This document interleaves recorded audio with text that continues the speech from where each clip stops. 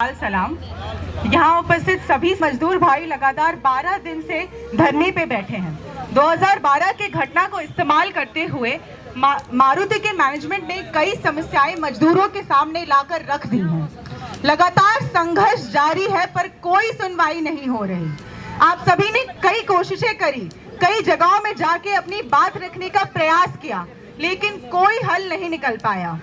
और सच्चाई तो आप सभी के सामने ही है। मारुति सुजुकी मनेसर प्लांट में 2011 से चलते संघर्ष के इतिहास से आप सभी तो वाकिफ ही होंगे।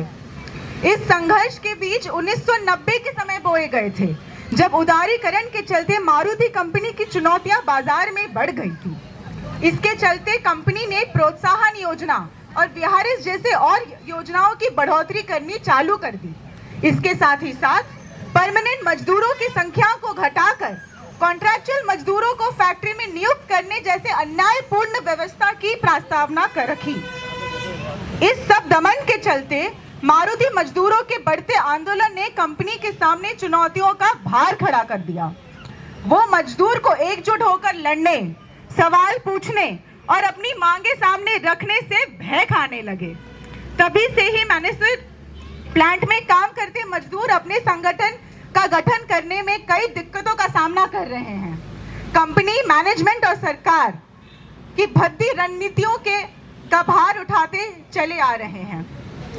पिछले कई सालों के संघर्ष को हमें पूंजीवाद के खिलाफ एक अहम लड़ाई के तौर पे देखना होगा, और यह संघर्ष हमें कई सवालों पर सोचने के लिए मजबूर करता है।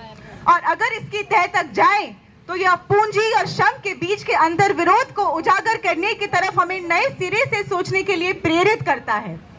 यह लड़ाई सिर्फ आज की या अभी की नहीं है, किंतु यह लड़ाई हर उन मजदूरों की है, हर उन यूनियंस की है जो इस पूंजीवाद के खिलाफ एक कठिन लड़ाई हर दिन लड़ रहे हैं।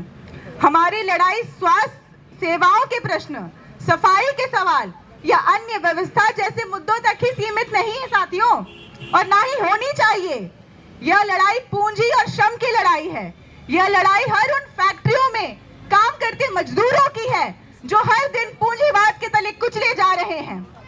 अंत में मैं ये कहना चाहूंगी कि मजदूर के आंदोलन के सामने चुनौतियां बहुत सी हैं, पर इस संघर्ष ने हमारे सामने कई और चुनौतियों की ओर इशारा किया है और हमारी सोच को प्रभावित किया है। और इन चुनौतियों से लड़ने के लिए हमें अपने आप को दुरुस्त करना पड़ेगा और इस आंदोलन से निकली संभावनाओं को आगे बढ़ाना होगा, और भारत में श्रम और पूंजी के केंद्र अंतर्विरोध को हल करने के लिए समाजवादी क्रांति का बेगुल फूंकना होगा। समाजवाद ही रास्ता है साथियों, या तो पूंजी का तर्क या फिर श्रम का। धन्यवाद साथियों। हम PSY से हैं, प्रोग्रेसिव स्टूडेंट्स यूथ एसोसिएशन के छात्र हैं, और आप सभी को यह यकीन